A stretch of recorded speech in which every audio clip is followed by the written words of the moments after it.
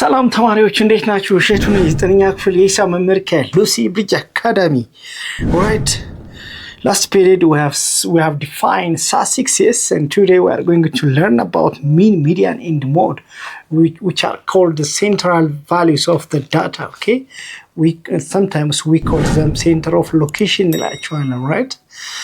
ከዛ በፊት ግን እንደተለመደው ዌብሳይታችን lucybridgeacademy.com እየገባችሁ የተለያዩ አይነት ጥያቄዎችን ታገኛላችሁ፣ አጫጭር ኖቶችን ታገኛላችሁ። እንዲሁም ደግሞ ከአምስት ቋንቋዎች በላይ መረዳት የሚያስችላችሁ የራሳችሁ የሆነ ፐርሰናላይዝድ AI አሲስታንስ ፕላትፎርም ታገኛላችሁ። ስለዚህ ሰብስክራይብ ያደርጋችሁ ጆይን ማድረጋችሁን አትርሱ። ታንክ ዩ። mean, median, and mode. Mean, median, and mode are measures of central tendency, measures of location of quantitative data. Did you remember quantitative data? Quantitative data are data that can be measured or that can be counted.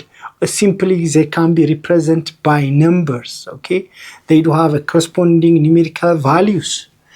So we call them quantitative data, right? So mean, median, and mode are data of the center. Okay, they are usually obtained or they are found in the center of, usually in the center of the data. We call them mean, median, and mode. Sometimes we call them measures of location. Okay, we call them measures of location እንላቸዋለን ማለት ነው።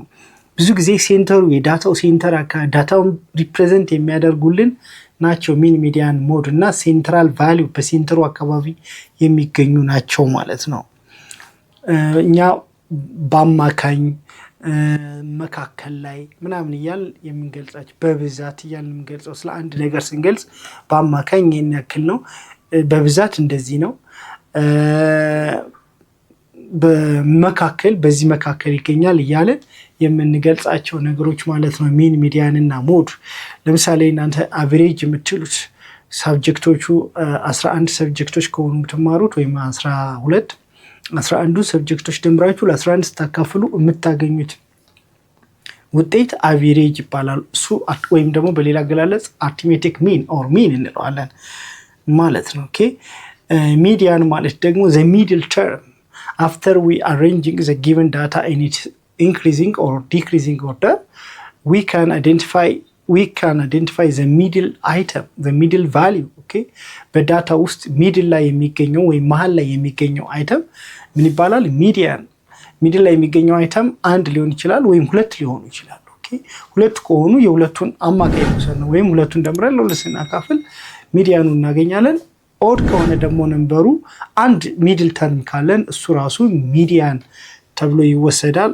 ሞድ ማለት ደግሞ the most frequented item ማለት ነው። በዳታው ውስጥ በጣም ራሱን በከፍተኛ ሁኔታ የደጋገመው የዳታ አይነት ሞዳል ቫልዩ ኦር ሞድ እንለዋለን ማለት ነው።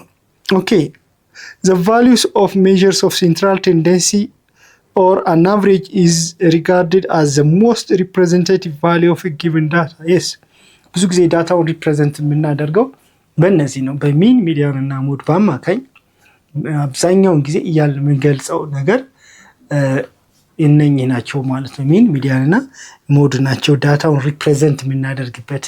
ስለ ዳታው አጠቃላይ ሁኔታ ለማውራት ስንፈልግ እነኚህን የምንጠቀምበት ሁኔታ ነው ያለው።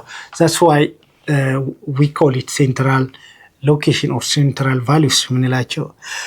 it is best known and the most commonly used form of average.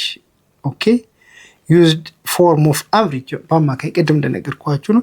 the arithmetic mean, look, the arithmetic mean is obtained by dividing the sum of values of observation by the number of observation. All right, የዳታ አይነት ሊኖረን ይችላል። ለምሳሌ ሲምፕል ሮ ዳታ ከሆነ 5 ዳታዎች ካሉን ሚኑን ፈልጉ ብንባል 5ቱንም ደምረን ለ5 እናካፍል ሚን እናገኛለን፣ አርትሜቲክ ሚን እናገኛለን ማለት ነው።